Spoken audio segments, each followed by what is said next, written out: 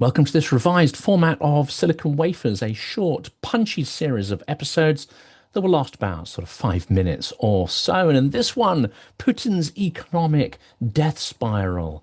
He has demanded more guns, but it means there's no butter and not much of anything else for Russia's population. And it is triggering a payments crisis. Yes, this is really happening. Before we jump in, thank you to everybody who supports the channel through Buy Me a Coffee and Patreon. Your support is massively appreciated and it really, really does help.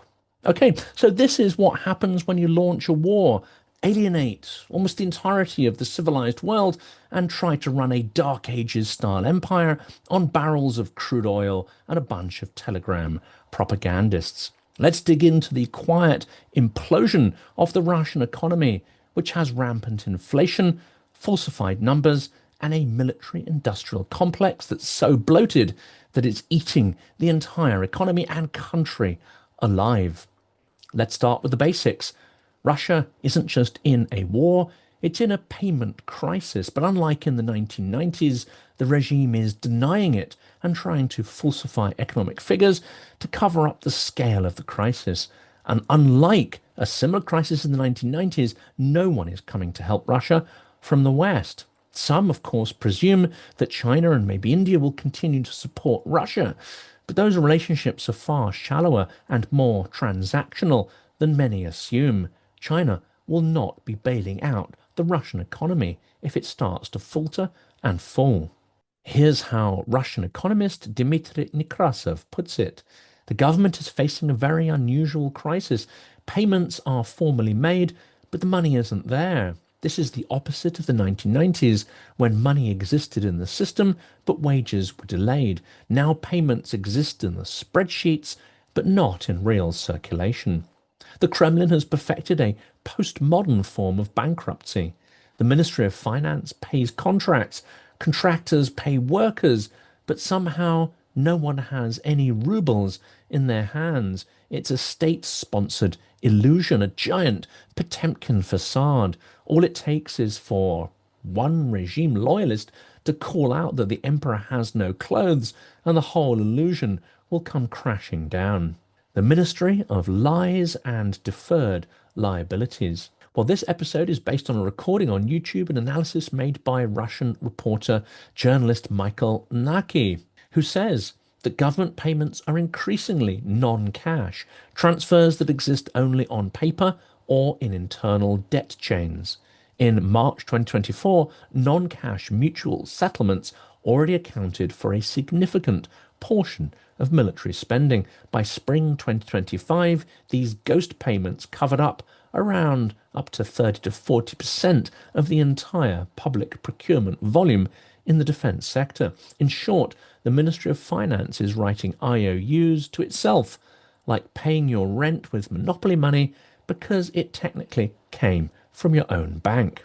There will be no socks for winter as civilian supply chains collapse. Well, that, of course, is meant to be humorous, but I don't think too many Russians will be laughing when the weather starts to get cold. While factories crank out tanks, civilians are struggling to get basics.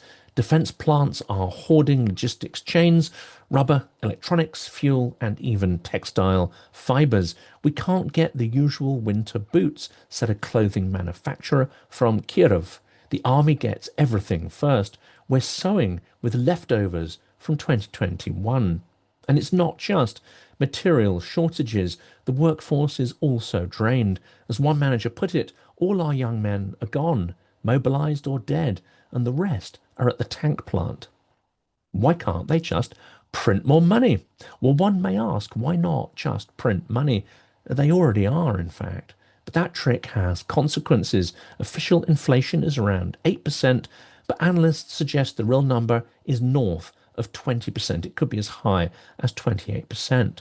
At the same time, Russia is slashing civilian spending, road repairs, school renovations, hospital upgrades. All of these are being shelved. Everything is being directed to war needs, writes Russian economist Vladislav Inozemtsev. The military economy eats what remains of civilian Russia. The budget deficit. Where's the oil money, Vladimir? Russia is running an enormous budget deficit, expected to exceed 3% of GDP in 2025, despite record oil revenues. Why? Well, because that money is going straight into bombs, funerals, and IOUs. The so-called rainy day fund, the sovereign wealth fund, has been raided repeatedly and is now well below 50% of what it was before the war, and is likely not even enough to cover up the budget deficit for 2025. From Kommersant, March 2025, the National Wealth Fund fell below 4 trillion rubles for the first time since 2019. Most was spent on defense contracts and compensation to wounded soldiers and families of the dead. Well, let's translate that into normal words. Russia's piggy bank is full of IOUs and blood money. Russia's invisible layoffs and the creeping default. With workers unpaid, production lines halted, and subcontractors collapsing under unpaid invoices, a wave of unofficial layoffs is underway. A plant manager in Perm told Virska in June, "We keep the workers on paper so we don't have to report layoffs, but they haven't been on the floor in weeks. We have nothing to assemble." This isn't just fiscal mismanagement, it's state-directed deception on a massive scale. Western sanctions are biting, yes, and they may get more intense yet. And yes, Russia is still getting silicon chips from Chinese black markets. Yes, Iran and North Korea are keeping their ammo stocks up, but they are increasingly paying premium prices for smuggled parts and second-rate gear. Meanwhile, import substitution is failing spectacularly. Russian-made smartphones? Well, that's a bit of a joke. Russian-made aircraft? No, they still need Western parts. As economist Sergei Alexashenko quipped, Russia can substitute everything except quality. So this is war on a credit card, and unfortunately for Putin, that credit card is maxed out. What we're witnessing is a wartime economy with no long-term plan, just escalation and endless spiraling spending. Political analyst Abbas Galyamov warns Putin thinks he can win with time, but the system is running on fumes. Loyalty doesn't pay salaries. That might be why Russia's regional budgets are quietly being gutted. Kaluga, Belgorod, and even far-off Yakutsk report 30 to 50% cuts in civilian infrastructure budgets. The Russian public is starting to feel it. Groceries are up at least 40%. Medications are often missing from shelves. Pensions haven't kept up with inflation. And worst of all, the state propaganda machine is running out of new lies to spin. This from Russian Telegram. They promised us victory. Now they promise us to hold the line. What's next? Defeat with dignity? And yet the war machine rolls on. Despite all of this, Russia keeps building glide bombs, conscripting men and sending drones to Odessa. Why?